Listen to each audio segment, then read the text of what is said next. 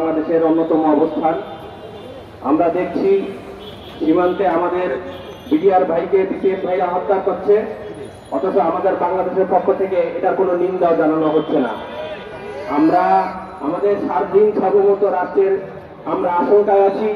আমাদের শিক্ষা ব্যবস্থার উপরে যেভাবে ভারতীয় অগ্রাসন চেপে বসেছে, যেভাবে রাজনীতিতে ভারতীয় অগ্রাসন চেপে বসেছে, এই জগত্তর পাথরকে নামাতে হলে ইনশাআল্লাহ চরমনায় বিশ্ব হুজুর চরমনায় নেতৃত্বে নামাতে হবে ইনশাআল্লাহ।